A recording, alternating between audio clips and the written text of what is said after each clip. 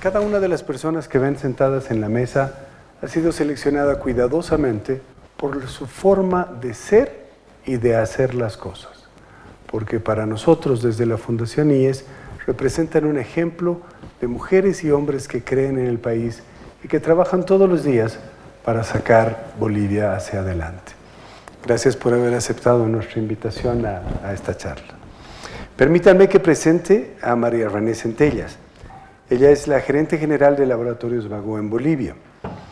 Es una líder empresarial comprometida con la sostenibilidad, la equidad de género y la innovación en el sector farmacéutico.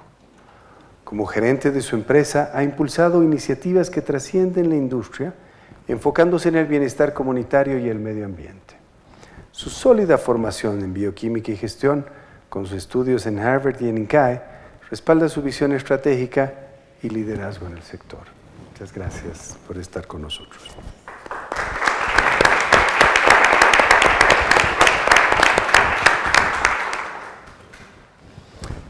Konrad von Bergen, gerente general y vicepresidente ejecutivo de la papelera Sociedad Anónima. Empezó como ingeniero mecánico y tiene una destacada trayectoria en Europa y América Latina. Ha combinado su formación técnica con una visión empresarial global, una doble titulación en European Enterprise Management y un MBA, y ha liderado transformaciones organizacionales y tecnológicas en la papelera S.A., donde actualmente es gerente general. Su capacidad para integrar innovación, estrategia y sostenibilidad han posicionado a la empresa como un referente en su sector. Bienvenido.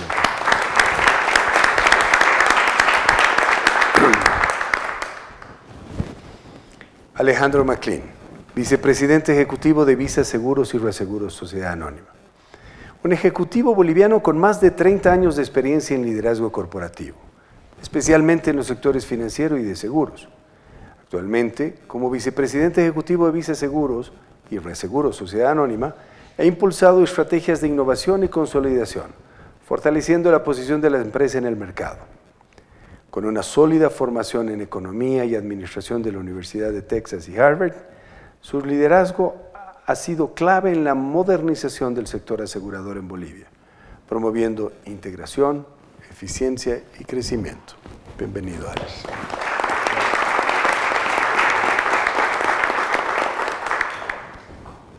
Daniela García, fundadora y CEO de Elemental, ingeniera de sistemas con más de 8 años de experiencia en la industria del desarrollo de software. En 2016 fundó Elemental, una innovadora academia que brinda programas educativos en tecnología a niños, adolescentes y adultos con el objetivo de desarrollar sus competencias digitales para el mercado laboral del futuro. Fue reconocida como una de las innovadoras menores de 35 años del MIT Technology Review y es miembro de la red de jóvenes líderes globales del Foro Económico Mundial. Bienvenida, Daniela.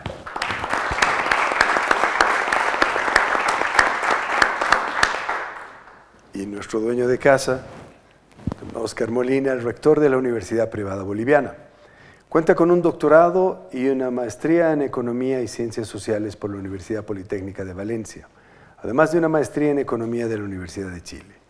Formación en liderazgo en la Universidad de Harvard, Cambridge y el Tecnológico de Monterrey. Con más de 20 años de experiencia académica ha ocupado altos cargos en la UPB. Es profesor invitado en la Universidad de Bolívar, en universidades de Bolivia y el extranjero. Actualmente preside la Academia Boliviana de Ciencias Económicas, el SDSN Bolivia, y ha contribuido al desarrollo económico a través de investigaciones, consultorías y publicaciones. Bienvenido.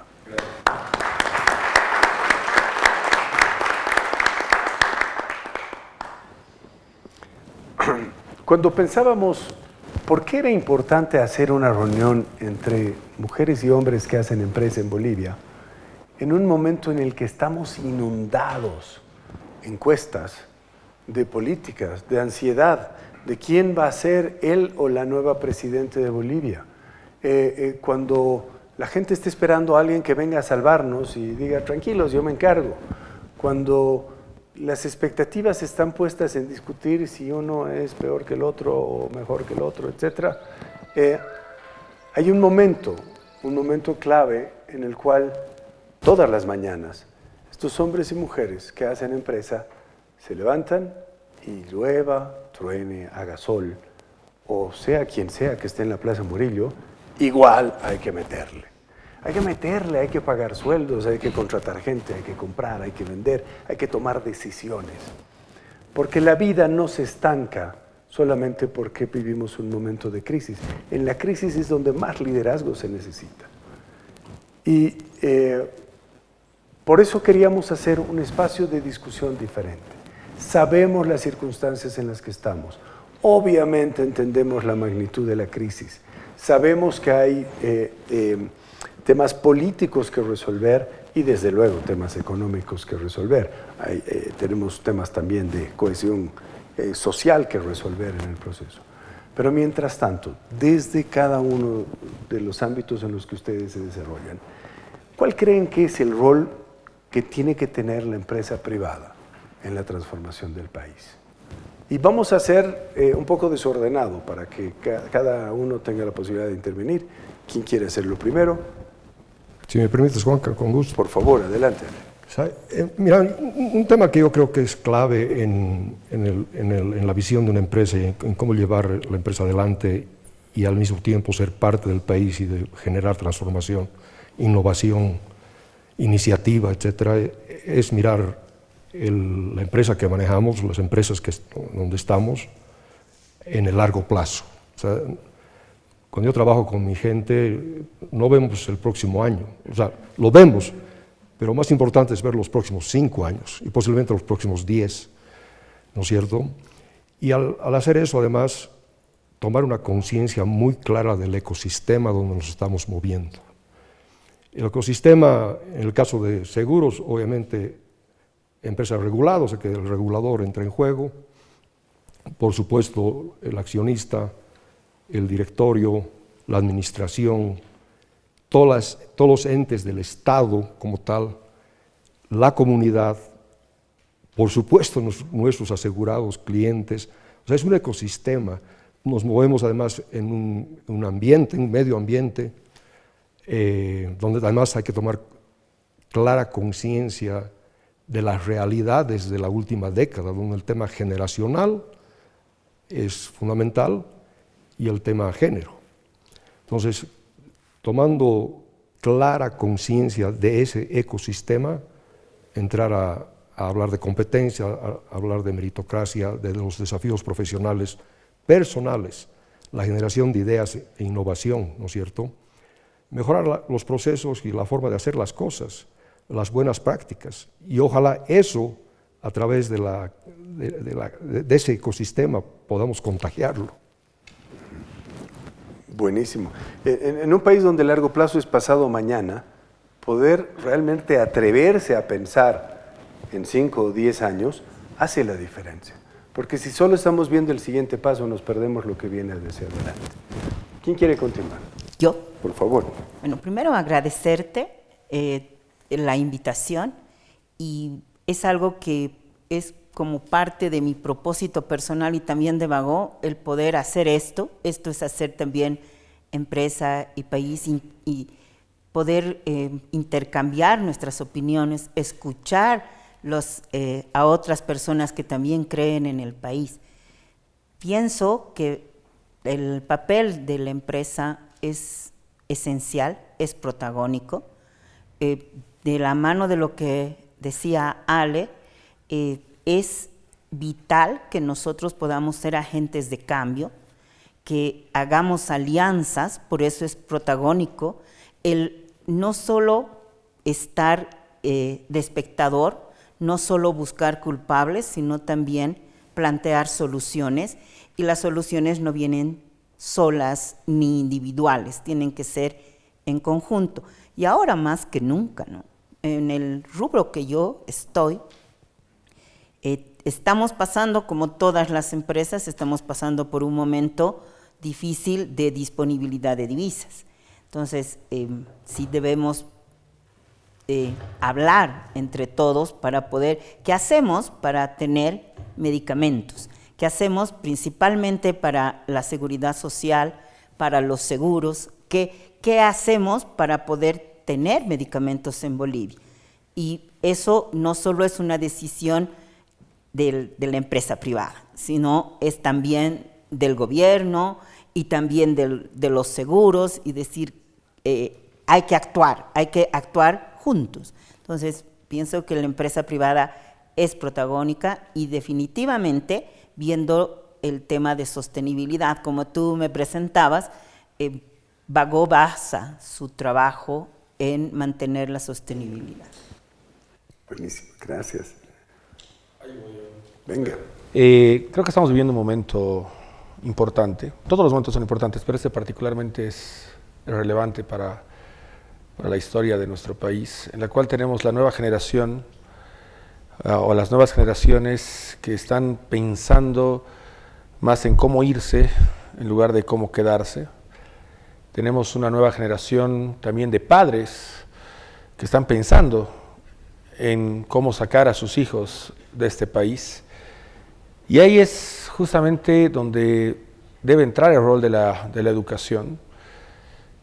La misión de la UPB es muy larga, pero yo lo he resumido muy cortamente en los últimos meses, que al final del día, como bien decía María René, el tema es que nosotros necesitamos formar agentes de cambio y líderes para el desarrollo de este país. Y nunca vamos a poder generar esos liderazgos o el desarrollo de este país si la mayoría de las personas se están queriendo ir. Cuando pensamos en desarrollo de Bolivia, la vinculación o el rol del sector privado, primero tenemos que pensar en cambiar un poco la mentalidad y demostrarles a las nuevas generaciones de que es posible, demostrarle que nuestra historia como país, y nuestra historia, este año vamos a cumplir 200 años, pero nuestra historia ha estado definitivamente plagada de momentos difíciles. Decir que no hemos vivido momentos difíciles sería justamente un error. Y en los momentos más difíciles es posiblemente donde los bolivianos han sido capaces de demostrar muchas veces la capacidad de sobreponerse a esas situaciones difíciles. Lo más importante es de que las nuevas generaciones tienen que pensar que a ellos les toca en algún momento liderar las organizaciones privadas, las organizaciones públicas o cualquier tipo de institución en este país. Pero eso lo van a lograr pensando en que ver un futuro en Bolivia, no pensando en que el futuro está pasando el océano o muy al norte. Y para eso yo creo que tenemos que desarrollar, y ahí creo que también juega un rol muy importante lo que realizan cada una de las empresas que están acá, o esta iniciativa de Daniela, que es una joven emprendedora, de que hay oportunidades. Las crisis siempre van a suceder. En este momento estamos en una crisis económica que podría ser un ciclo, ojalá no empeore, pero verdaderamente tenemos que volver a enamorar a las nuevas generaciones con este país. Así como ustedes han generado negocios acá y les va a ir bien y les va a ir seguramente muy bien en los próximos años, estas nuevas generaciones tienen que pensar exactamente lo mismo. Y tenemos que cambiar el chip también de los padres de familia que lo único que quieren es sacar a sus hijos de este país y quieren tener una relación de familia de 15 días al año. Entonces, ¿y por qué se vuelve extremadamente peligroso en este momento del tiempo? Porque a diferencia de la salida de personas en los últimos 50 años de Bolivia, estábamos hablando de personas que eran personas que iban a mandar dinero a Bolivia, y lo cual representaba un buen producto de exportación, entre comillas. ¿Por qué? Porque salían y mandaban mucho dinero, y en algún momento las remesas que venían de otros países eran más importantes que cualquier producto de exportación no tradicional de este país. Pero lo que estamos viviendo en este instante es una situación peligrosa en la cual los talentos, los que han tenido oportunidades, ¿cierto?, de formarse, etc., se están yendo. Y esas personas que se van a ir del país, posiblemente en un 90% pertenecen a familias de ingresos medios y altos. Estas familias de ingresos medios y altos nunca van a solicitar el envío de una remesa. Entonces, automáticamente no vamos a tener la correspondencia que teníamos durante mucho tiempo de sacar gente, pero que te enviaban remesas, sino vamos a tener gente que no te va a enviar ni un peso a este país y de paso has perdido el talento. Y ahí justamente viene otro de los objetivos fundamentales de esta universidad, una fundación sin fines de lucro que no tiene dueños, es justamente evitar la fuga de cerebros, porque no hay sociedad en el mundo que no desarrolle algo de conocimiento, algo de productividad, algo de bienestar sin talento.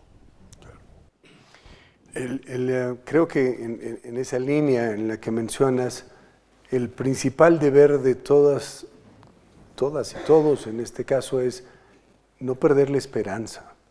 Porque cuando uno pierde la esperanza y cuando cree que el futuro está en la primera salida que pueda, exit aeropuerto, exit tren, exit carretera, es cuando nos hemos rendido. Y no es el tiempo de rendirse. O sea, la historia está plagada de sociedades en cuyos territorios grupos humanos dejaron de ser exitosos y nuevos grupos humanos vinieron a ser exitosos.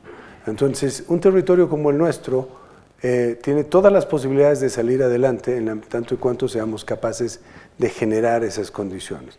Y desde la educación y desde las empresas hay que volver a poder decir, en Bolivia sí se puede. Cuesta, por supuesto, pero sí se puede.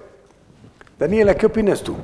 Bueno, yo coincido aquí con Oscar porque pienso que la educación realmente es un pilar muy, muy importante. Pienso que en tiempos de crisis como las que estamos pasando hoy en día es donde la creatividad es realmente importante porque nos ayuda a encontrar soluciones a problemas, ¿no? Cuando tenemos una crisis hay como dos opciones. Yo le digo esto a mi equipo, ¿no? Hay dos opciones, o entramos en pánico o buscamos una solución. Solo hay dos botones. Entonces, si entramos en pánico, vamos a seguir arrepintiéndonos de haber votado por quien hayamos votado, vamos a arrepentirnos de las decisiones que hayamos tomado, de muchas cosas que han sucedido en la historia. Y vamos a renegar y nos vamos a frustrar, vamos a pasar por muchas etapas, pero si vamos por el botón de la solución y utilizamos nuestra creatividad y pensamos en los recursos que tenemos, como país, pero también los recursos intelectuales y los conocimientos que tenemos como país, realmente pienso que podemos salir adelante. Y estamos hoy en día en la economía del conocimiento, ya no estamos en la industria, en una revolución industrial, sino estamos en una revolución tecnológica. Y ahí es donde tenemos que aprovechar que una persona puede generar dólares desde la comodidad de su casa, con una computadora. Y dólares, no estamos hablando de bolivianos, ¿no? Y buena cantidad de dólares. Entonces, si realmente cambiamos la mentalidad de los padres, como decía Oscar, que la idea no es hacer que se fugue en nuestros estudiantes, la fuga de conocimiento, sino pensar en cómo podemos darles las herramientas que ellos necesitan para salir adelante, estamos cambiando el futuro de nuestro país, ¿no? Y eso parte no desde la universidad, incluso desde una temprana edad, desde cómo formamos a nuestros niños desde que son pequeños. A veces pensamos que por el hecho de que son niños, no entienden muchas cosas, todavía no es una temprana edad, pero hay muchas formas de incentivar desde una temprana edad el desarrollo de esas habilidades incluso de emprendimiento, ¿no? Educación financiera. Y de esa forma estamos contribuyendo, pienso yo, a que las futuras generaciones, ahora la generación alfa es la que está en el colegio, los millennials están en el mercado laboral, cada generación es diferente.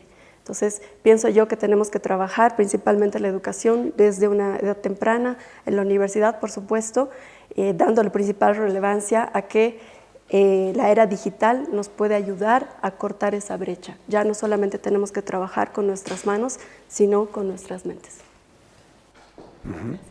Gracias, Daniela. Y por supuesto, el uso de la tecnología, pero también esa creatividad que tú mencionabas, se vuelve bastante más interesante cuando llegamos a distintos lugares como la ciudad del Alto, por ejemplo, donde tienes una increíble cantidad de emprendedoras y emprendedores que están haciendo cosas. Y es tan simple porque si no, no comen. Exacto. Es decir, no es opcional. Hay que crear valor. Y el valor es aquello por lo que la gente está dispuesta a pagar, no lo que se nos ocurre a nosotros que es bonito. Y entonces, cuando somos capaces de crear un producto o un servicio por el que alguien está dispuesto a pagar y podemos venderlo de manera exitosa, empezamos con el concepto de la empresa. Y yo creo que ha habido durante demasiado tiempo una diferenciación muy marcada entre emprendedores y empresarios, y eso nos ha hecho daño, porque yo no conozco a nadie que sueñe con ser solamente emprendedor. Es decir, los emprendedores y emprendedoras cumplen su sueño cuando generan su empresa. Y hacer empresa es ser responsable con la sociedad, integrarse con el espacio donde estás, co-crear con el entorno donde te mueves. Connie, ¿cómo lo ven ustedes?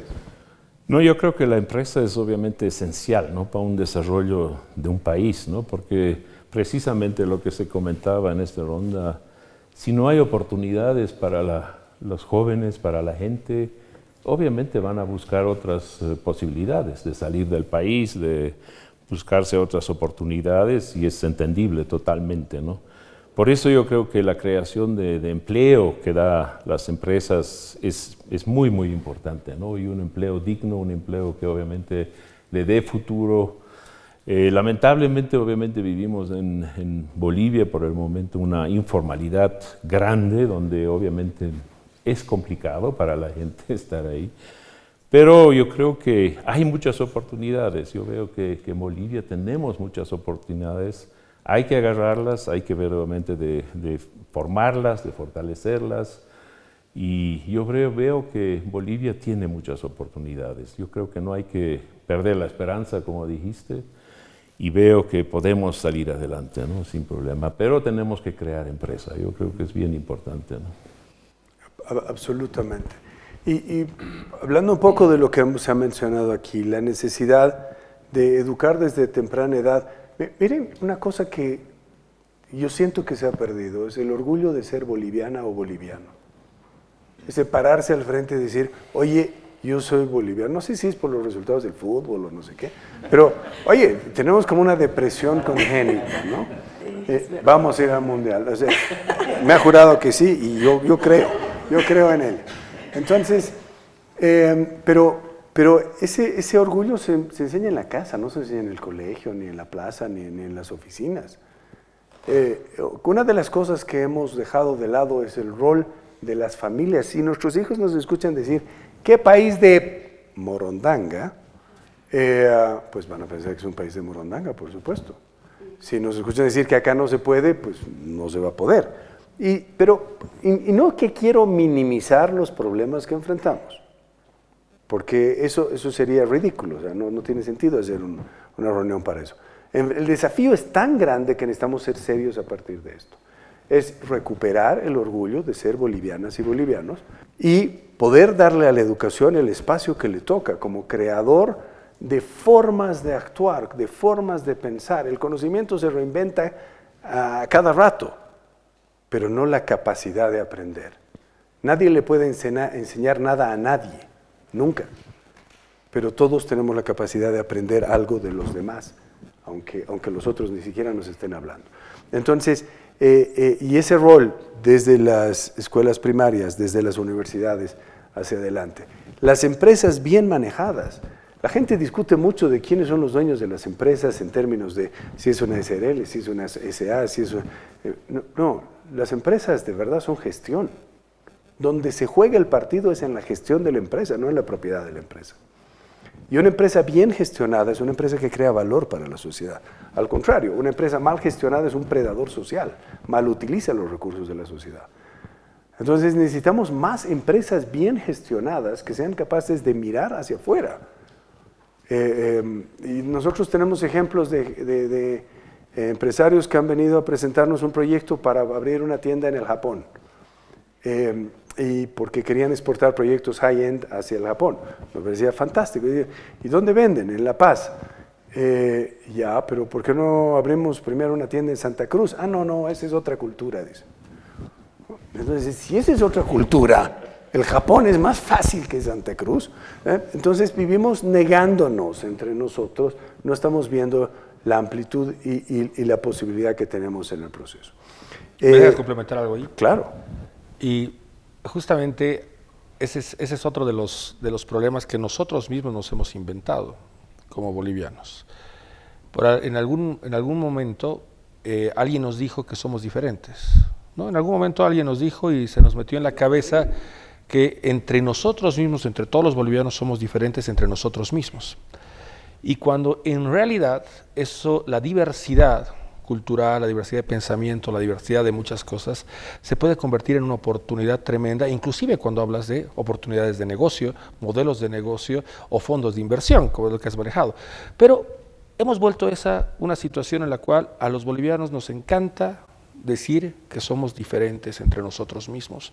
Y lo único que genera esa lógica que se nos mete en la cabeza, porque ¿qué pasa cuando tú crees que perteneces a un grupo en particular? Porque si tú crees que perteneces a un grupo en particular, vas a ir a cumplir los objetivos de ese grupo en particular, y la otra persona que cree que pertenece al otro grupo va a jalar ese grupo particular, y al final tienes el famoso dilema que uno jala por aquí, el otro jala por aquí, y la cuerda no se mueve, cuando al final del día esas diferencias son simplemente temas completamente exógenos a la propia persona y debería convertirse en una verdadera fuente de inspiración y decir, oye, ¿cómo yo puedo llegar a personas que son culturalmente diferentes? Y el momento, y una de las cosas que creo que tú lo mencionabas, Juan Carlos, volver a esta lógica del orgullo boliviano en el buen sentido de la palabra.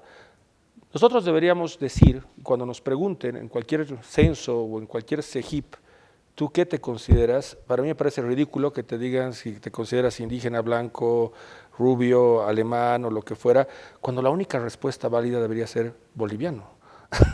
La única respuesta válida debería ser boliviano. Ahora que yo soy moreno, soy blanco, soy rubio, soy alto, soy gordo, es una característica de la persona y no debería influir en lo más mínimo.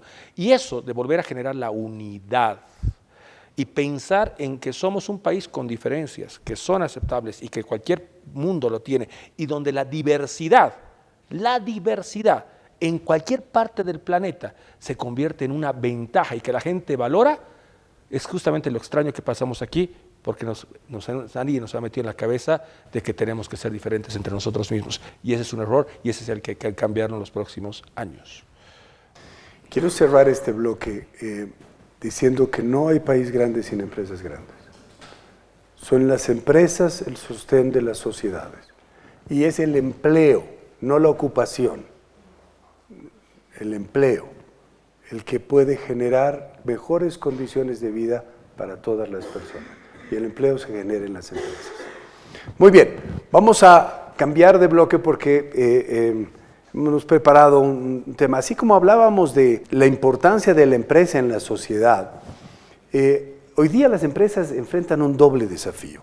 El desafío hacia afuera, por supuesto, que tiene que ver con mercados, que tiene que ver con la situación económica, con importar, exportar, con dólares. Pero hay un desafío más grande todavía, o tan grande como el anterior, que tiene que ver hacia adentro. ¿Cómo mantenemos, cómo creamos primero y mantenemos una cultura organizacional de resiliencia y que nos fomente llevar a nuestras empresas a la competitividad? Porque el verdadero partido en el mundo se juega con empresas que son competitivas, no solo con empresas que existen.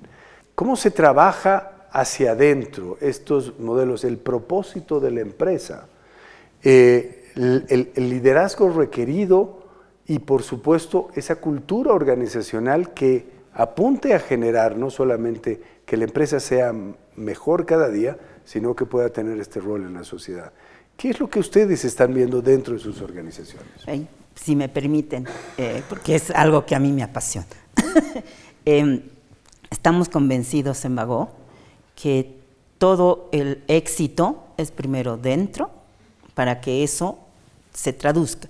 Ahora, esto no es, digamos, un cliché y un eslogan. Bagó de Bolivia tiene un propósito, lo sabemos todas y todos dentro, y sabemos que es el de trascender para el bienestar de las y los bolivianos, y esto es a través de una cultura, como tú lo decías, y nuestra cultura es transformacional.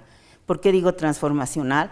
Porque de lo que era hace 49 años, Bagó a lo que es hoy, hemos tenido que irnos transformando, desde que es industria farmacéutica, y decimos, bueno, medicamentos siempre van a haber en el estado en que se encuentre nuestro país, pero no necesariamente son los mismos medicamentos que se necesitan. Entonces hay que transformarse, y tenemos que transformarnos desde dentro, ¿no? Y esta cultura nosotros la manejamos con ejemplo.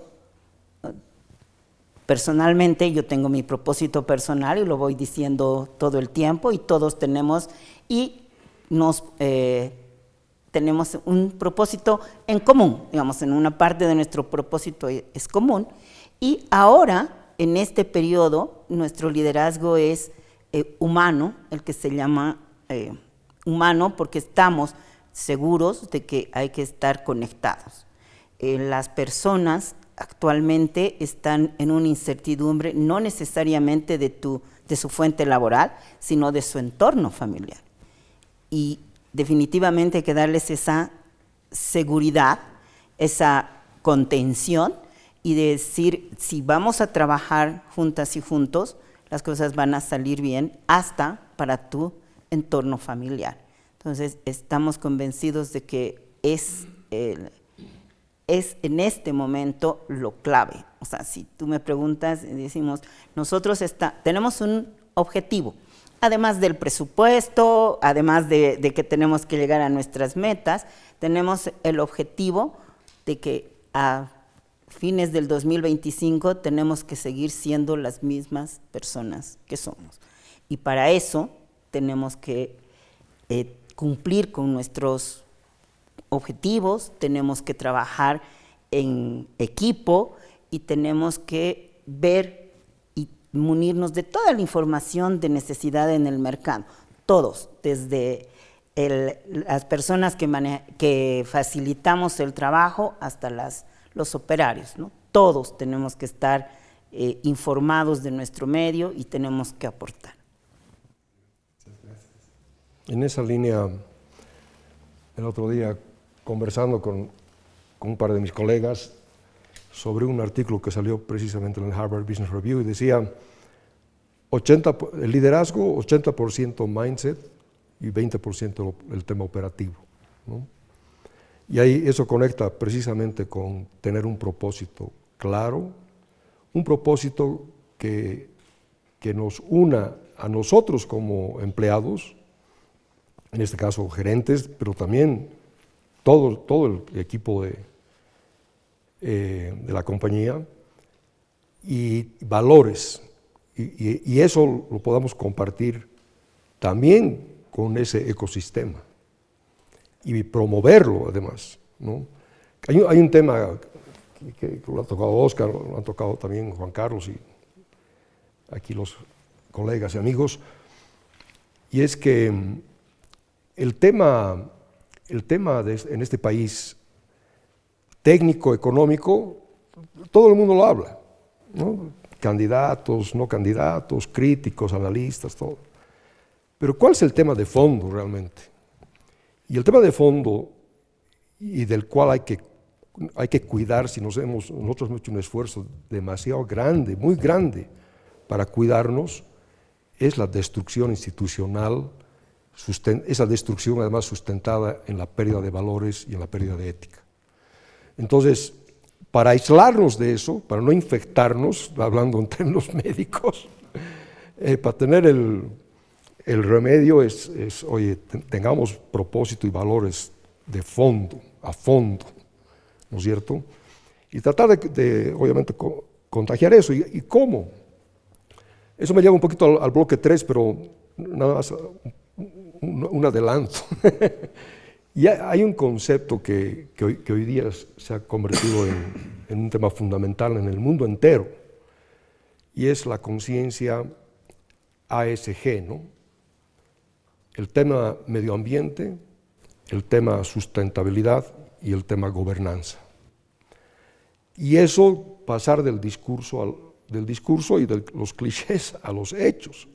¿Y eso dónde lo estamos reflejando nosotros?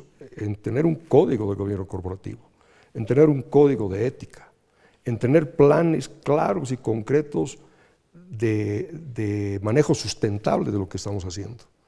Uno dice, bueno, en seguros, ¿qué cosas sustentables? Oye, aparte de apoyar iniciativas que llevan adelante otras instituciones como, ¿cómo se llama?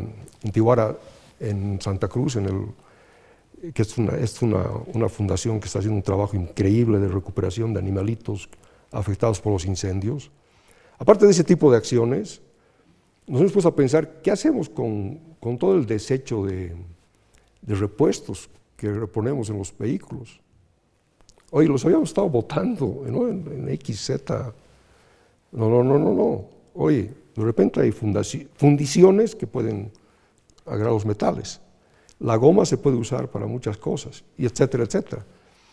El tema de wellness, o sea, bienestar en la parte del seguro de salud, por ejemplo. ¿Y cómo nos ponemos de acuerdo? ¿Cuál es el mejor camino para manejar a los asegurados pacientes crónicos? Hoy estamos siguiendo un camino de largo plazo de bienestar. Bueno, y así empezamos a meternos a temas sustentables. Y vuelvo al tema principal en el ámbito ya de cultura y propósito, y es que hemos estado todos estos años y estamos en un riesgo de infección muy grave, ¿no? El tema económico, técnico, como, ¿sabes qué? Yo lo he vivido en el 85, 86, he estado metido ahí y se puede solucionar, ¿no? El tema ético, valores y demás, y eso va desde la niñez, la juventud, la universidad, etcétera. Ahí está el desafío, ¿no? Y me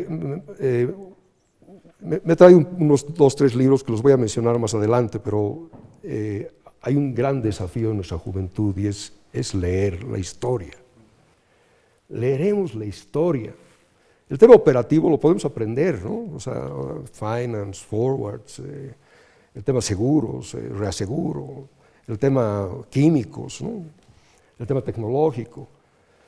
Pero, oye, ¿qué hemos hecho en este país en estos últimos 100 años? ¿No? Y Santa Cruz, ¿qué ha hecho Santa Cruz en estos últimos 80 años? ¿Por qué Santa Cruz ha llegado donde ha llegado? Y es un tema de liderazgo, es un tema de emprendimiento, es un tema de asumir riesgos y al mismo tiempo no depender del Estado, ¿no? Muchos critican Santa Cruz, en la política se ha vuelto un tema de discusión, pero no, hay que entender la historia. Y ahí vuelvo al tema. Nos daremos un tiempito para leer historia. La historia de nuestro país es alucinante.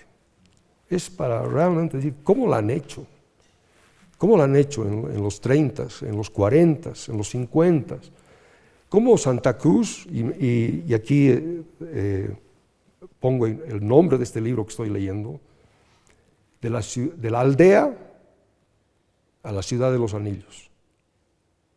Y Santa Cruz es eso, literalmente. En los años 40 era una aldea a la ciudad de los anillos de hoy en día. Y eso hay que saberlo medir, apreciar y aprender. Gracias, Juan, creo que me he pasado de algunas cosas ahí. Solo para hacer un paralelismo, el año 1946, el Alto tenía 6.000 habitantes. Fíjense las similitudes de ciudades que crecen porque su gente quiere que crezcan, y de ciudades que atraen población porque son un polo donde ven oportunidad, frente a ciudades que repelen a su población porque ven que no hay esperanza. Perdón. Tal vez comparto lo que dijo Ale, ¿no? También nuestra cultura está basada en valores, ¿no? Y esos valores para nosotros son la Biblia de cada uno que trabaja en nuestra empresa, ¿no? Y realmente cuando empezamos a crear estos valores o meterlos, digamos, a la gente, era un tema complicado, no es fácil, ¿no? Crear una cultura y basada en esos valores nos ha costado bastante tiempo, pero hoy en día es algo que la gente lo ha asimilado y lo lleva también hasta sus familias, ¿no? Esos valores que les hemos dado, esos valores que tenemos en la empresa, realmente los practican, no solamente en la empresa, sino también en sus familias, ¿no? Y estos valores obviamente también nos dan, la sostenibilidad de la empresa está basada también en tema del medio ambiente. Nosotros reciclamos, por ejemplo, en plásticos más de 100 toneladas al mes, y en el tema papeles hoy en día estamos en unas 120 toneladas, pero eso queremos hacer crecer, ¿no? Estamos invirtiendo en plantas, digamos, de acopio y todo para poder reciclar más, para tener más, incluso es parte de la sostenibilidad también, porque obviamente el medio nos está dando que tenemos que generar, que tenemos que fabricar nuestra materia prima, porque la importación hoy en día es muy compleja, ¿no? de las materias primas, así que es parte de la sostenibilidad también de nuestra empresa, ¿no? Hacerlo, ¿no? Así que en ese sentido, también en la parte obviamente de los recursos humanos, nosotros apoyamos mucho el género. Hoy en día en la parte administrativa tenemos más del 50% son mujeres.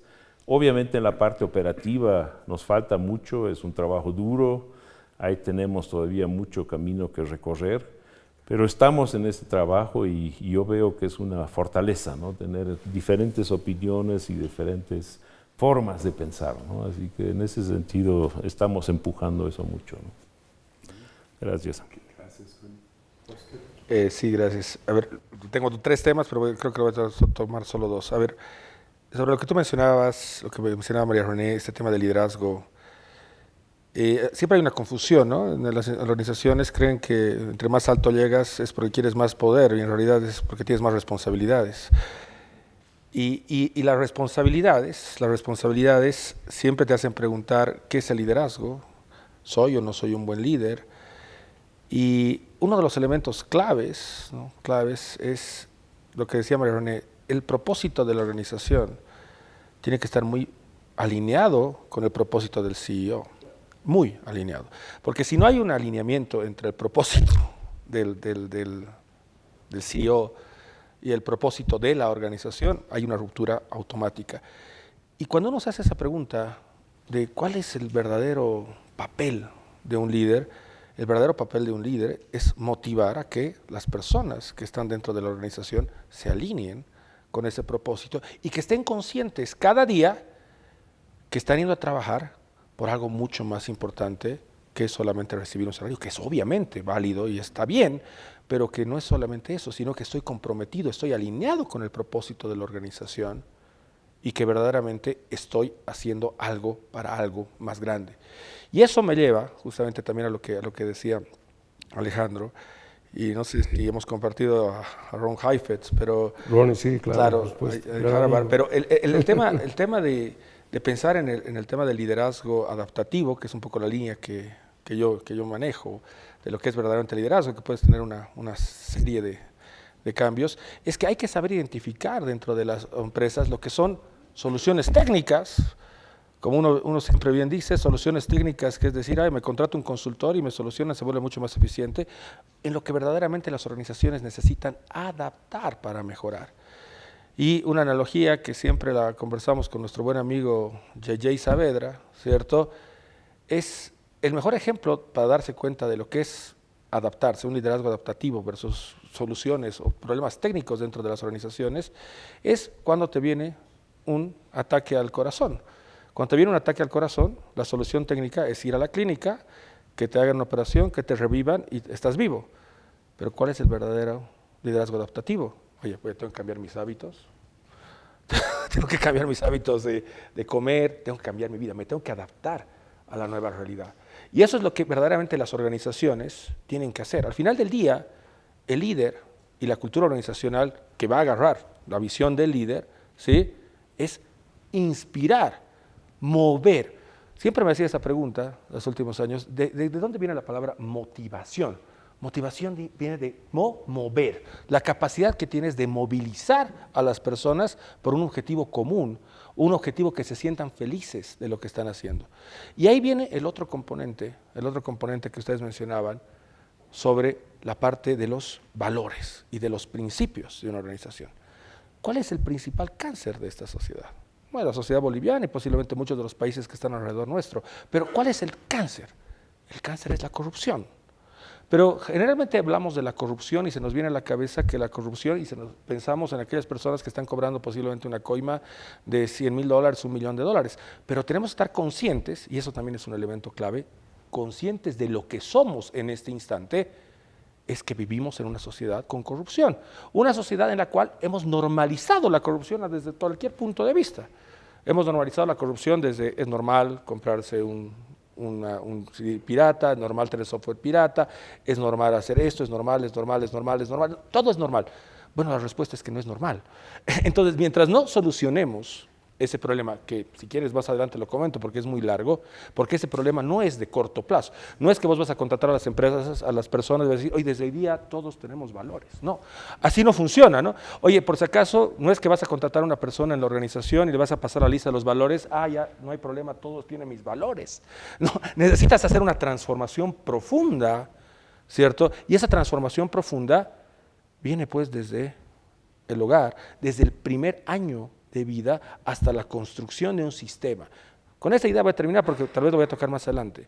¿Cómo podemos esperar que las nuevas generaciones, y estoy hablando de educación elemental, cómo podemos esperar que las nuevas generaciones tengan esos atributos de productividad, de valores, si el sistema, la función de la educación está completamente mal desde el principio? ¿Cómo podemos pedirle a las escuelas que formen niños completamente con valores si estamos viendo en las noticias que hay corrupción en la prueba de admisión para profesores? O sea, si el profesor de entrada ya está siendo corrupto para tratar de entrar a la normal, ¿cómo podemos esperar que ese profesor le vaya a transmitir valores a las nuevas generaciones?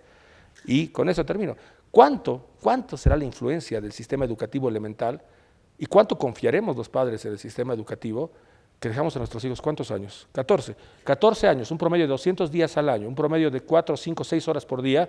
Ese proceso educativo elemental tiene mucho más influencia que la cantidad de horas que van a pasar esos niños y niñas con sus propias familias. Y ahí está el problema. Pero los políticos, y perdón que lo meta, se van a preocupar de los dólares, de la inflación y de los recursos y de la falta de reservas internacionales. Cuando la verdadera discusión, deberíamos ir a la base de la pirámide. ¿Cuál es la base de la pirámide? La educación, la reforma educativa, las reformas de salud.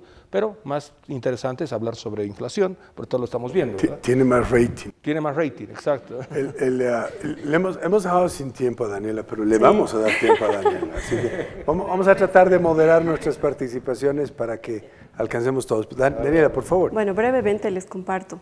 La cultura en elemental, o sea, nosotros somos una empresa de impacto social, así que no es difícil vivir nuestro propósito, porque cada día trabajamos de primera mano con los beneficiarios a quienes impactamos y vemos los resultados en el día a día también. Entonces, esa es la principal motivación para nosotros y para nuestro equipo, porque podemos impactar en la vida no de cientos, sino de miles de niños, jóvenes, maestros, padres de familia que nos agradecen el haber puesto una semilla, porque ustedes saben que un niño destaque en un área o que le guste estudiar una carrera parte de la semilla que ha puesto un profesor ahí, ¿no? De que a alguien le guste las matemáticas y las ciencias exactas, parte de una semilla que un buen profesor de esa materia ha puesto ahí. Y entonces, maestros nos han agradecido, padres de familia nos han agradecido. Entonces, vivir nuestro propósito no es difícil y el equipo que está con nosotros es bastante joven, pero sin embargo tenemos también ya algunas mamás, ¿no? Y eso parte también de aquí el ejemplo. Yo soy mamá ya con un niño de 4 años y entonces yo me acuerdo que había un momento en mi vida, voy a tratar de resumirlo, de que estaba así con la duda entre si en algún momento iba a tener que elegir entre tener una maternidad no una maternidad de solamente de despedirme en la mañana y regresar en la noche, sino una maternidad más de un tiempo de tener un apego muy cercano, ¿no? Y tener que escoger entre eso o trabajar. Entonces me ponía a pensar y decía, no, el trabajo ideal para mí es un trabajo en el que yo pueda hacer ambos. Y hoy en día estoy muy feliz porque puedo hacerlo. Además, nuestro entorno, nuestra cultura ofrece un trabajo flexible porque trabajamos de forma remota. Todo el equipo trabaja de forma remota, tenemos gente en Cochabamba, en Santa Cruz, en La Paz, la mayoría, y es flexible, no tenemos horarios de trabajo. Nadie marca un horario de ingreso y de salida. Tienen la flexibilidad de viajar. ¿Por qué? Porque no nos interesa dónde estés, lo que nos interesa es que hagas tu trabajo. Entonces, nuestra metodología de trabajo es un trabajo por objetivos. Quiere decir que mientras cumplas tus objetivos, es lo único que nos interesa. Puedes trabajar mediodía, no importa. Y es flexible también con las mamás, ¿no? Porque tenemos recientemente, por ejemplo, una mamá que tiene un niño de 2 años que a veces tiene necesidades de ir al doctor más frecuentemente porque es más pequeño, tiene toda la facilidad de hacerlo. Y ojalá eso pudiera verse también en más organizaciones, porque yo creo que esa es una de las limitantes, porque no vemos muchas mujeres en roles de liderazgo, porque tenemos que a veces escoger y eso no es justo, ¿no? Entonces, si diéramos más flexibilidad, podríamos ver a mujeres que realmente no tengan que escoger y puedan llegar muy lejos, ¿no? Y finalmente, el liderazgo. Dado que estamos en equipos remotos, no hay nadie que está supervisando qué estás haciendo. Entonces, ahí cada persona es responsable de lo que hace. Y eso ayuda, de esa forma empoderamos a nuestro equipo porque tienen la posibilidad, saben lo que tienen que hacer y tienen la posibilidad de tomar decisiones sin que alguien esté viendo lo que están haciendo, ni supervisando. Entonces, esa es la forma en la que promovemos el liderazgo y nos ha ido muy bien, gracias a Dios. Fantástico, es un excelente ejemplo. Yuval Harari, en su libro Nexus, habla sobre cómo los seres humanos, los Homo sapiens en realidad, han podido trascender hasta dominar el mundo y seguir avanzando en ese proceso. Y dice muchas cosas, pero una dice la capacidad de comunicarnos, fantástico, pero después la capacidad de soñar juntos y creernos ese sueño. La gran diferencia entre otras especies es que los humanos tenemos esa capacidad de creernos un sueño compartido y generar eso. A veces con malos fines también, eso puede pasar. Pero sin duda, las organizaciones fuertes son aquellas que tienen un propósito claro y tienen una cultura donde hay un sueño compartido que puede avanzar. Eso pasa exactamente en las familias y eso pasa en las sociedades, porque al final todas estas son organizaciones hechas por personas. Entonces, trabajar desde la persona, los valores y el sueño compartido probablemente sea el mejor camino a mejorar nuestras organizaciones y la sociedad. Y tenemos que pasar a nuestro siguiente bloque. Es un bloque donde vamos a ir un poco más a cada una de las organizaciones para conocerlas un poquitito más. Y voy a empezar esta vez por Oscar. A ver, yo soy bien alevoso en algunas cosas, pero yo siento que hay un divorcio todavía que no se ha cerrado entre la universidad y las empresas. No todos los profesionales que se gradúan tienen las características que las empresas están demandando. No todas las carreras que pueden estar llenas de estudiantes van a tener después demanda laboral. Y al mismo tiempo hay muy poca investigación aplicada que pueda realmente enlazar estas necesidades de las empresas para su crecimiento con lo que está pasando. Sabemos que la UPB está haciendo esfuerzos grandes para cerrar esta brecha en diferentes aspectos. Coméntanos un poco más sobre eso, por favor. Ok, yo no creo que haya un divorcio, porque para que haya un divorcio primero debería haber habido un matrimonio. Entonces, mejor. y la realidad es de que culturalmente nunca en la historia, en los últimos 60, 70 años, entre lo que es el sector empresarial, inclusive el propio sector público, las propias escuelas de gestión pública, ¿cierto? Ha habido esa unión que es natural en absolutamente todos los países del mundo, en la cual la empresa privada ve a la academia como un aliado estratégico, ¿cierto? Ve como un aliado estratégico, en el cual puede recurrir para poder encontrar soluciones, para poder encontrar una mejora de procesos o ver un tipo de cosas. Y por el otro lado, las universidades siempre han considerado, y en algunos casos es normal, que hay que enseñar lo que dicen los libros, ¿cierto? Y lo que dicen los libros, en muchos de los casos, no están necesariamente relacionados a las propias realidades que suceden en las empresas de un país en particular. Entonces, desde tu punto de vista, hemos llegado exactamente a la misma conclusión. Yo digo, no ha habido matrimonio, tú dices que ha habido un divorcio, pero es exactamente lo mismo.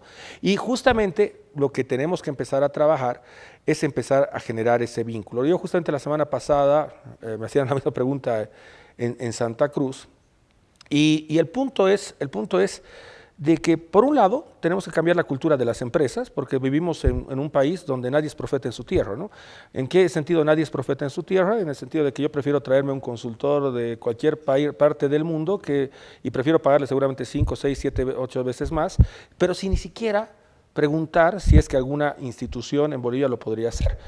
Yo hace 2 días le decía, no voy a decir la empresa, pero le decía a alguien, yo lo que quiero es competir. No quiero que me lo des, lo único que quiero es competir y demostrar que tal vez yo puedo mostrar y puedo hacer ese tipo de cosas y darle soluciones. De nada me sirve tener más de 73 PhDs en la universidad que pueden hacer investigación aplicada en nuestros más de 17 centros si es que no conozco las necesidades de la empresa. Hemos hecho unos esfuerzos y eso tal vez ha sido un fracaso, en algún caso de parte de la universidad, y es bueno, los fracasos uno aprende, de que podíamos abrir algunas formas en que en los centros académicos, los centros de investigación vayan directamente a las empresas. Pero ahí me he dado cuenta de que el idioma que habla un académico y el idioma que habla un empresario es completamente diferente, así que lo que necesitamos es un intérprete, ¿no? Y los intérpretes entre el mundo académico y el mundo empresarial generalmente van con lo que hoy llamamos los centros de vinculación empresarial, ¿no? Entonces, nuestros centros de vinculación empresarial, que es un proyecto con el cual estamos trabajando, va bajo esa lógica de decir, oye, empezaremos a hablar un mismo idioma y el cual podamos ver que las empresas empiecen a pensar en instituciones, más aún con este tema de dólares. Yo les he dicho claramente, en lugar de traerte consultores de afuera, puedes pagar acá en bolivianos, ¿cierto? Y podemos tener un montón de sinergias en los cuales automáticamente va aportando al desarrollo de la propia educación. ¿Por qué digo que va aportando al desarrollo? Si nosotros tuviéramos un grupo de empresas, lo que pasa en Estados Unidos, lo que pasa, Estados Unidos generalmente es lo más trillado del mundo, pero lo que pasa en Canadá, ¿cierto? O en Chile, o lo que pasa en el propio México, es de que las instituciones son capaces de, por ejemplo, hacer los endowed scholarships, en el sentido de decir, ok, yo voy a posiblemente pagar un 30, 40, 50% del salario de este investigador, ¿pero por qué? Pero que la línea de investigación de este profesor sea algo que me interese como industria y que me interese para mejorar mi productividad, para mejorar mis cosas. Pero nada es gratis en la vida, porque al final del día no es que estamos haciendo donaciones pensados en una mejora fiscal. En Bolivia eso no existe. Entonces tenemos que ir bajo un elemento de colaboración de win-win.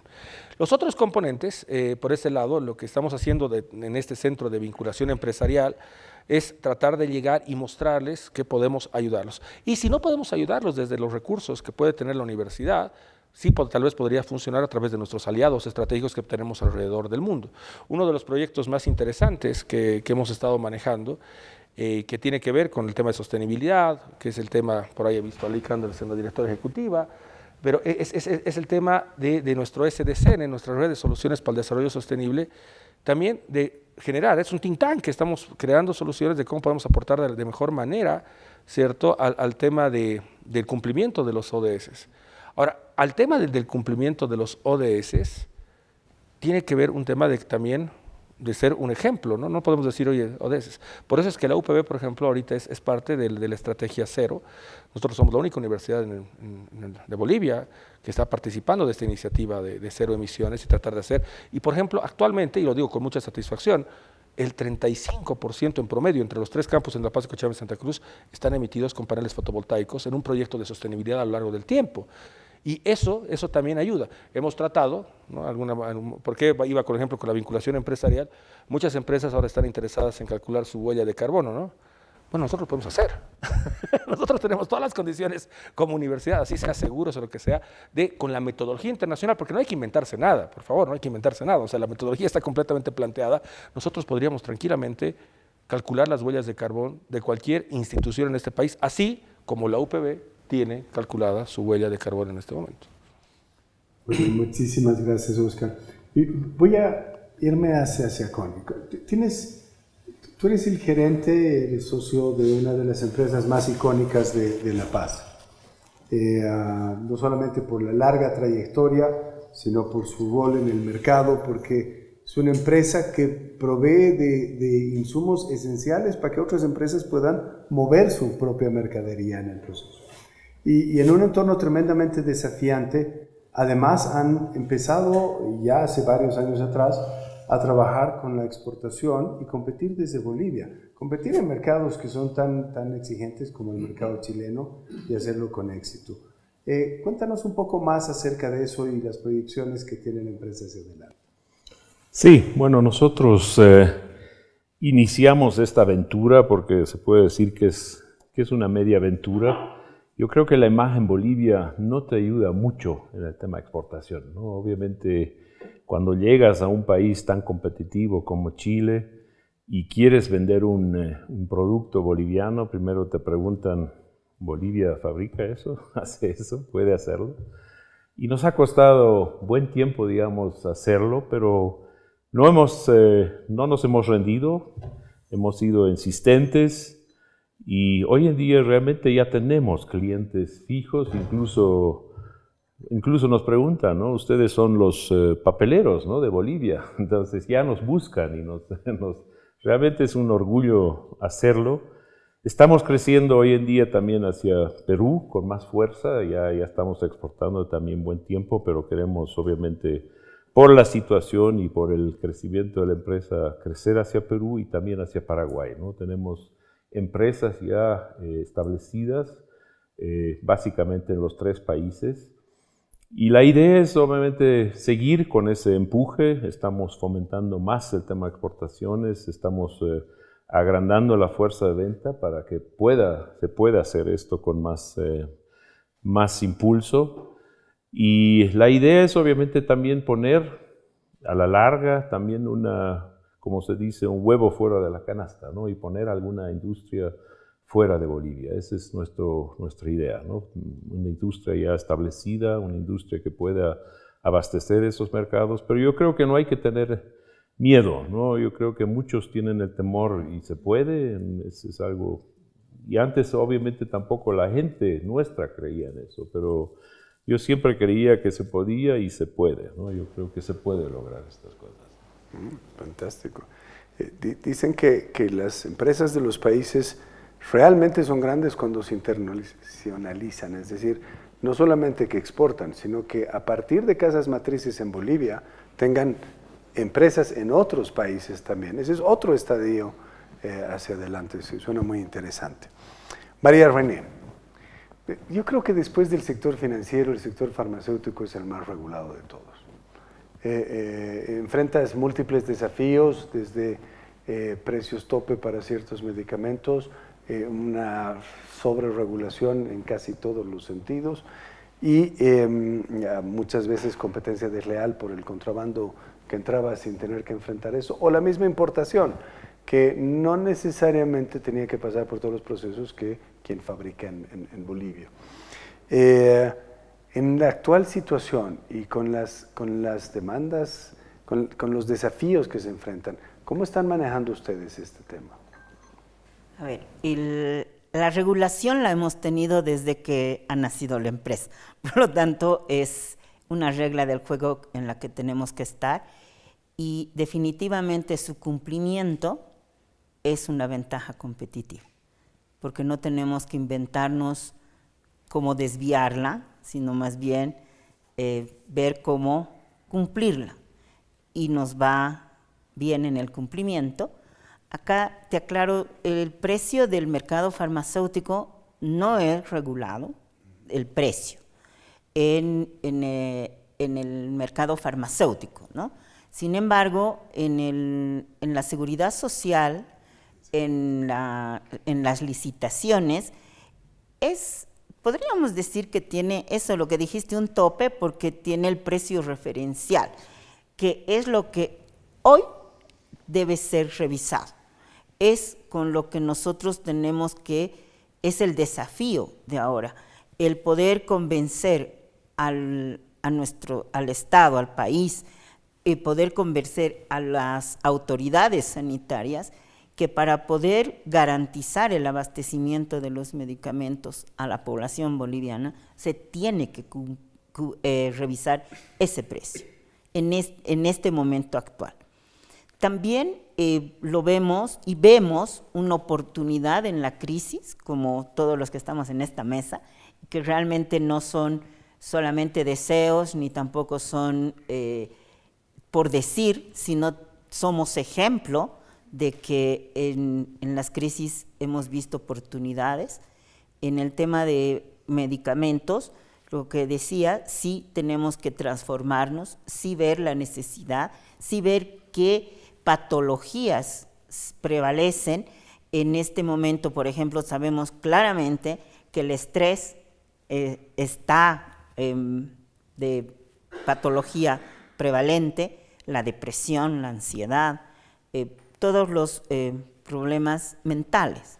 Entonces, ¿qué está haciendo Bagó de Bolivia? De la mano, y definitivamente, como Oscar decía, Bagó también, y yo lo digo con mucho orgullo y que somos ejemplo, de que podemos basar nuestro trabajo en el cumplimiento de algunos de los objetivos de desarrollo sostenible, porque sería muy ambicioso los 17, pero los tenemos muy claros cuáles. Por ejemplo, el 3 es el de salud y bienestar, y tenemos cómo medirnos. El 5, que es de equidad de género, tenemos también cómo medirnos, y tenemos la forma, también medimos nuestra huella de carbono, porque es una de las regulaciones de la industria farmacéutica. Tú no puedes producir si no tienes licencia ambiental, y lo hacemos también, o sea, compensamos nuestra huella de carbono, porque no solo la medimos, sino también la compensamos. Y buen dato, Oscar, pues voy a tomar en cuenta, porque te comento que nosotros tenemos en Santa Cruz nuestra empresa de medición de huella. Pero sí, y ahí, por ejemplo, en la industria farmacéutica, lo comento para que, respondiendo a la pregunta, en la huella de carbono, contrariamente a lo que uno piensa, es la industria la que emite. No, pues no es la industria, es la parte comercial por los vuelos que realiza. La emisión de dióxido pero es la más, o sea, bueno, en general, ¿no? Entonces sí basamos nuestra operación en compensar nuestra huella, en demostrar que la sostenibilidad es rentable, que realmente el tener a las personas dentro de la empresa ahora, actualmente, contentas, con un bienestar asegurado, también nos asegura el que vayamos a transmitir eso hacia afuera, y principalmente estamos viendo las oportunidades, ¿no? O sea, ahora hemos incursionado, y también es una forma de poder hacer una alianza, el ODS 17, estamos incursionando en la innovación, que te gustaría mucho, Daniela, ver, el Centro de Simulación Médica, que es el primero que hay en Bolivia, uno en Santa Cruz, y ahora en 15 días vamos a inaugurarlo en la ciudad de La Paz.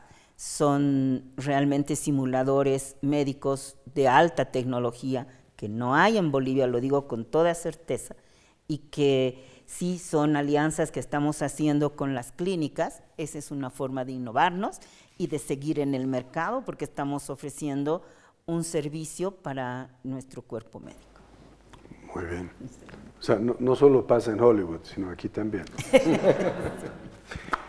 Ale, a ver, tú estás en un sector tremendamente interesante. Yo siempre digo, bromeando, que me estás vendiendo un servicio que nunca quiero usar, porque me tendrías que pagar un siniestro que no quiero tener. Y cuando la gente empieza a sentir que la economía aprieta y que hay que reducir gastos, podría ser una de las mayores tentaciones es cortar el seguro, porque bueno, si pasa ya veremos, pero ahorita hay que cuidar los pesos. Y sin embargo, ustedes han estado tratando durante años de crear una cultura de la importancia de tener un seguro en los distintos ámbitos, no solo personales, sino empresariales, en el tema. ¿Cómo ven ustedes el futuro del sector servicios en general, pero del de seguros en particular? Bueno, en esta coyuntura nosotros somos pues importadores netos de servicios de reaseguro, ¿no? Que se nos ha complicado evidentemente el manejo financiero de la empresa, pero en líneas ya del manejo, de la gestión del negocio en estas épocas, número uno es vamos a seguir cumpliendo nuestro propósito, ¿no es cierto? Entonces, si eso vamos a hacerlo, pero estamos en una coyuntura complicada, nos ha llevado a entender con mayor profundidad las necesidades de transferencia de riesgo de un cliente a la aseguradora. Porque ese es el contrato de seguro. ¿Qué parte de tu riesgo me lo vas a transferir para que yo te respalde en el caso de que ocurra un imprevisto? Y esto ha tenido dos elementos. Uno, hacer más eficiente el nivel de aseguramiento de nuestros clientes en el mundo empresarial, corporativo, que es donde ha nacido Visa, ¿no?, al final del día. Y al mismo tiempo que ese asegurado comprenda finalmente quién lo está asegurando. Y quien lo está asegurando es una empresa que está en Europa o está en Estados Unidos, que va a cobrar en dólares. Entonces, en la parte corporativa, desde el año 23, nosotros lo que hacemos es básicamente cobrar en dólares o pedirle al cliente que pague directamente el reaseguro. O sea, temas prácticos. Pero eso no nace de una charla, nace de entenderemos bien qué quieres transferir, cómo y quién quieres que te respalde. Porque también puedes tener diferentes tipos de esquemas y estructuras de reaseguro, ¿no? El otro tema que ha ido de la mano de esto ha sido una mayor diversificación en nuestra cartera, ¿no? De ser una empresa fundamentalmente en el ámbito corporativo hace 15 años, hemos ampliado la capacidad para atender personas y familias en los seguros de hogar, de salud y de vehículos. Y ahí también hemos entrado a tener una charla más profunda con el asegurado, con el potencial asegurado, a través de los diferentes canales que maneja la empresa. Pero volvemos al mismo concepto. ¿Qué parte de tu patrimonio está en riesgo y cuánto de esa parte me la quieres transferir? Entonces, ¿qué ha pasado? Por ejemplo, en el tema de salud. Cuando hablamos de salud, no hablaremos del seguro para cubrir la gripe, ¿no? Hablaremos del seguro para cubrir el cáncer. Entonces, ahí empezar a balancear cuánto de riesgo me vas a transferir y cómo vas a manejar esa prima. ¿Y qué ha resultado? Que en el fondo estamos con un poco de cartera en mora, pero está debajo del 2% de la prima por cobrar.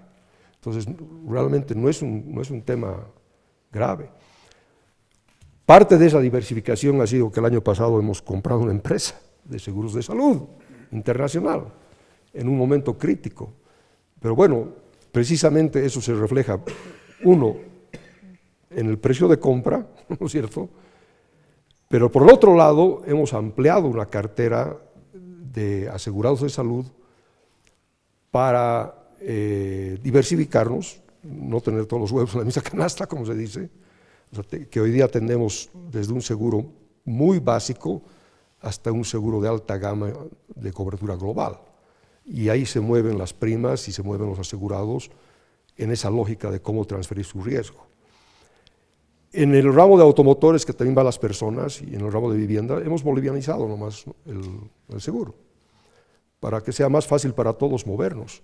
Porque hay una realidad también de este tema económico, ¿no? La economía en su conjunto, los agentes económicos, todos nos estamos manejando al valor del dólar de mercado, ¿no? O sea, para efectos contables tenemos que registrar al dólar oficial, lo que quieras, pero el día a día, la otorgación de servicios, como la compra de servicios y de bienes, desde repuestos hasta medicamentos, están reflejando el mercado.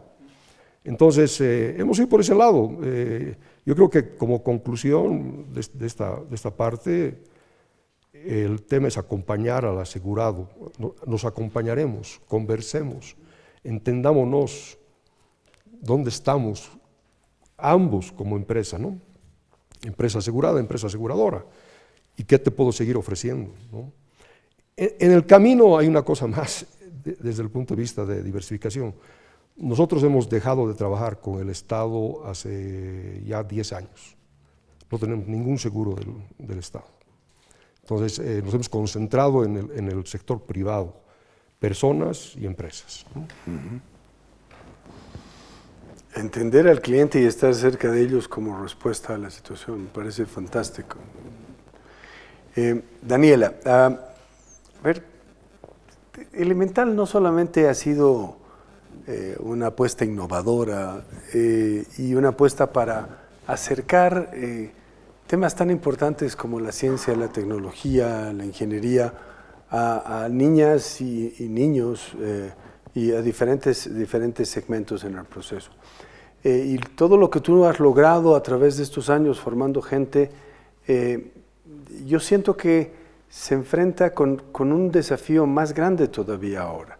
Y es lo que hablábamos antes, el nivel de formación básica es tan malo de los maestros y por ende de los estudiantes, que la brecha no es una brecha digital, no es una brecha en la cual tenemos que aprender a cómo manejar mejor los instrumentos digitales, sino es una brecha de cómo podemos acceder al conocimiento y cómo podemos tener pensamiento crítico. ¿Pueden la tecnología y la digitalización más bien ayudarnos a cerrar esa brecha primero a través de cerrar también la brecha digital? Yo creo que sí es posible. De hecho, todos los programas que brindamos en Elemental no solamente trabajan habilidades digitales, y parte que las empresas también nos piden eso. O sea, el Foro Económico Mundial nos dice que las habilidades con mayor demanda van a ser las habilidades blandas en el 2030 y van a tener mayor peso incluso que las habilidades técnicas. Estamos viendo hoy en día que la inteligencia artificial, la automatización están desapareciendo algunos trabajos, ¿no es cierto? Entonces ya el obrero ya no hace el trabajo manual, pero eso no significa que se va a quedar desempleado, sino lo que quiere decir es que tiene que moverse a otro rol, un rol en el que maneje la máquina que está haciendo ahora su trabajo, digamos, ¿no? Entonces, hay que hacer ese cambio, ese desarrollo de habilidades blandas, pienso yo que es muy importante y va de la mano del desarrollo de habilidades digitales también. Entonces, y es importante medirlo, ¿no? Como bien decía, no recuerdo si María René o Connie, es muy importante tener métricas para poder medir cuánto estamos desarrollando esas habilidades blandas y esas habilidades técnicas. Y eso es básicamente la medición de impacto. Y aquí en Bolivia no hay una medición de impacto así formal. Yo recuerdo que cuando trabajamos con el proyecto Tigo, empezamos hace 4 años, nos preguntaban y nos decían cómo vamos a medir el impacto. Y entonces nosotros explicábamos nuestra metodología, que es una metodología que mide el antes y el después, y nos pusimos a investigar un poquito más sobre ese tema y encontramos a los Randomized Control Trials, que es una metodología más estandarizada. Y de la mano de Tigo lo que hizo fue, de la mano de la Universidad UPB, trabajamos de forma conjunta. Ese es un buen ejemplo de cómo la academia puede trabajar con el sector privado, y trabajamos en hacer un Randomized Control Trial de justamente los programas que estábamos implementando en Bolivia. Y fue realmente un éxito porque no solamente se obtuvo métricas súper precisas, sino incluso se hizo todo un paper que se publicó, ¿no? Y lo tenemos, y con mucho orgullo hemos demostrado cómo los niños han obtenido no solo habilidades técnicas, sino habilidades blandas con una metodología estandarizada, ¿no? Ahora, quisiera añadir también que, por ejemplo, tenemos un rol importante ahorita con la sociedad, con los padres de familia, de impulsar la parte de capacitar a nuestros niños, no solamente en habilidades digitales, habilidades blandas, sino también en el tema de emprendimiento, pienso yo. Y ahí la Fundación IES hace un trabajo maravilloso, ¿no? Porque ustedes trabajan justamente dándole un espacio a los emprendedores a quienes nadie les da un espacio, ¿no? Dándoles acceso, por ejemplo, a inversión, dándoles acceso a capacitación, ¿no? El gen emprendedor viene desde una temprana edad nuevamente.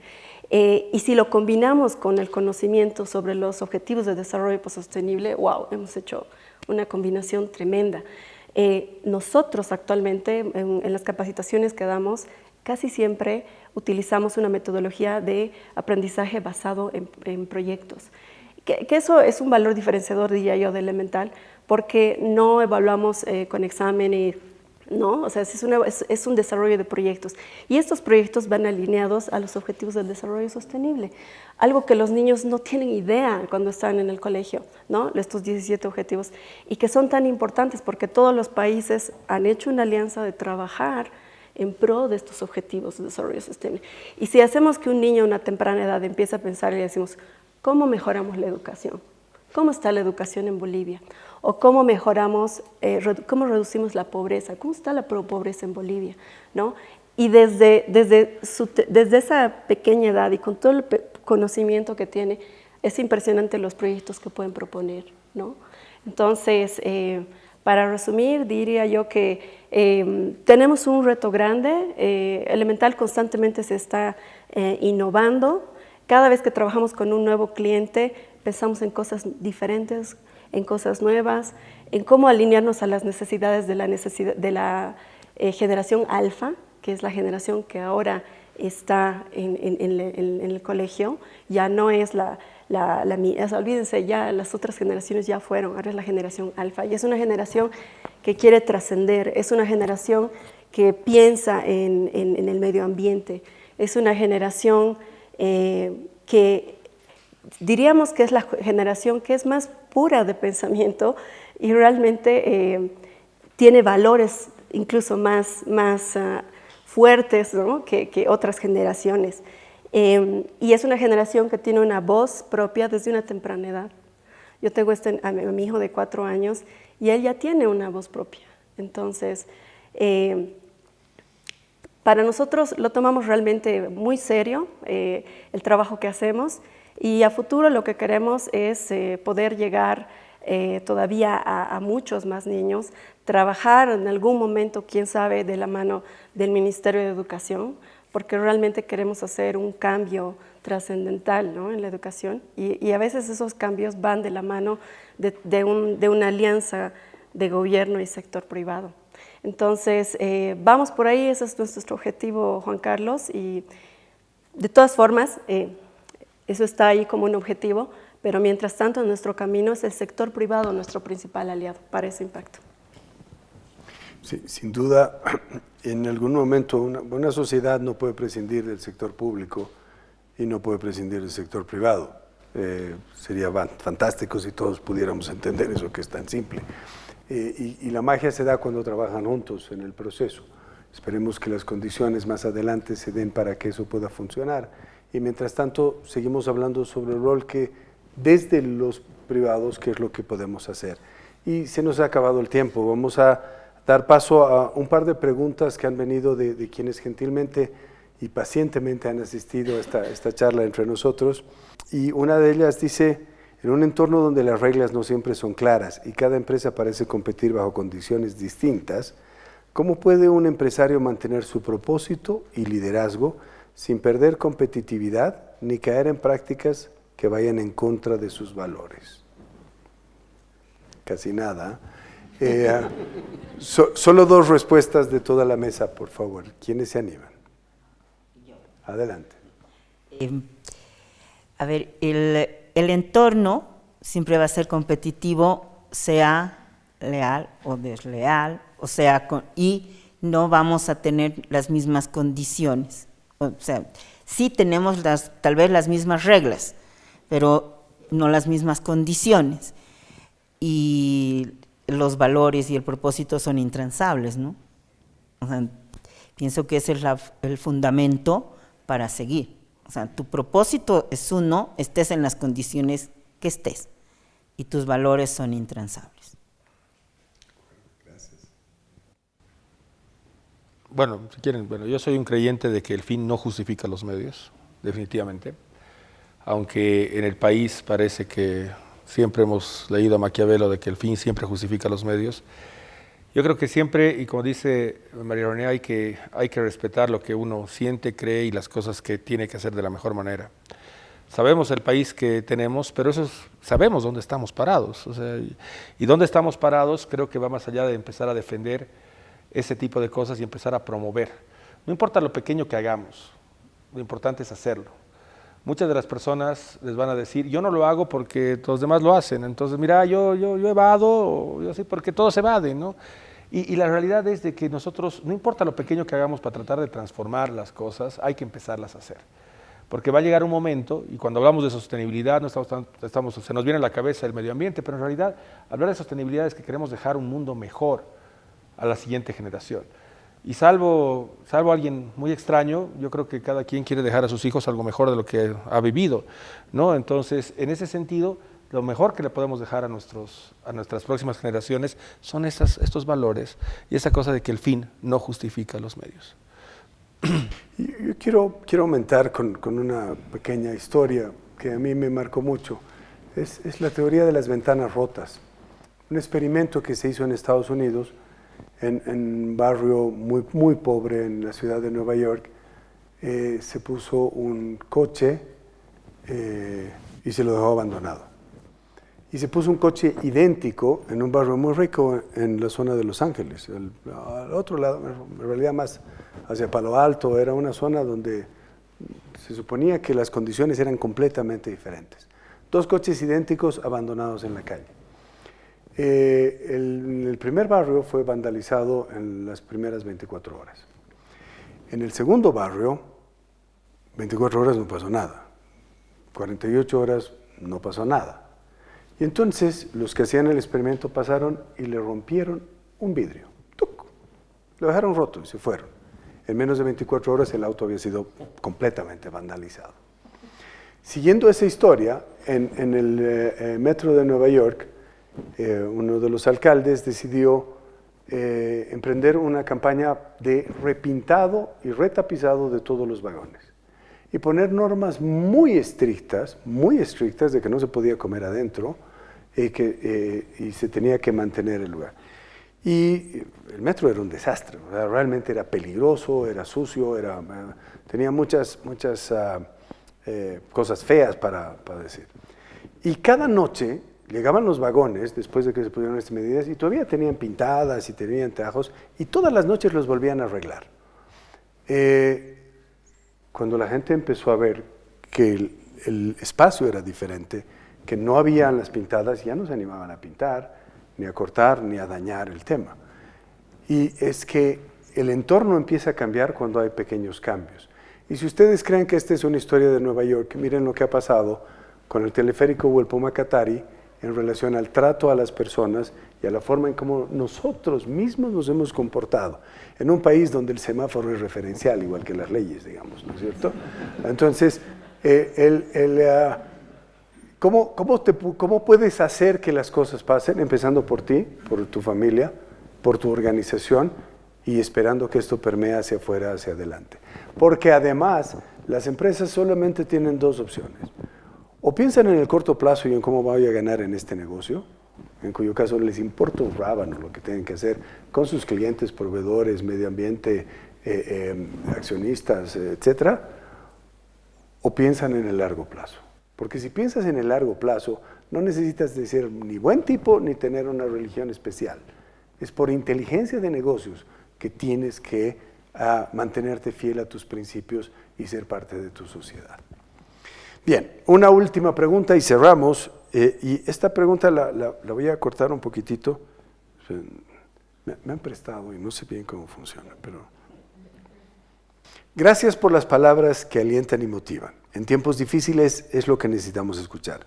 Soy parte del público joven con empresa y me inspiran las recomendaciones y visión del panel. Sin embargo, este año nos enfrentamos a una de las elecciones que podrían cambiar el curso de nuestra historia. Nos asusta la posibilidad de que un gobierno que se perpetúe en el poder y nos lleve al fin. Quizás ahí sí me uniría al grupo que se fuga del país. ¿Podrían transmitirnos alguna idea que nos ayude a mantenernos positivos dado este escenario? En un contexto desafiante, ¿qué los motiva a seguir apostando por Bolivia y sus empresas? Y ahora sí, en 1 minuto cada uno, vueltita. Nos motiva el que el país no se va a destruir y es responsabilidad nuestra y es responsabilidad de la persona que ha hecho la pregunta.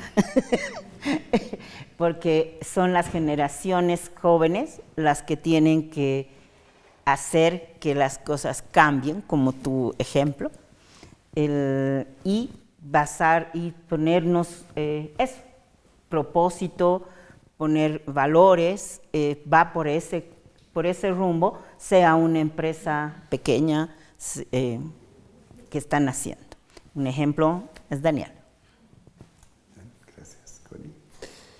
Sí, yo creo que nunca hay que perder la esperanza, ¿no? Yo creo que nosotros tenemos 95 años de vida como empresa y en esos 95 años les aseguro que han pasado un montón de cosas. Y una de ellas fue también la UDP, que todos mencionan hoy en día porque puede ser que se repita. Pero incluso en esas épocas hemos hecho inversiones importantes, ¿no? Por ejemplo, la planta que tenemos hoy en día en el Alto de Corrugado, la hicimos en ese tiempo, ¿no? Yo creo que nunca hay que...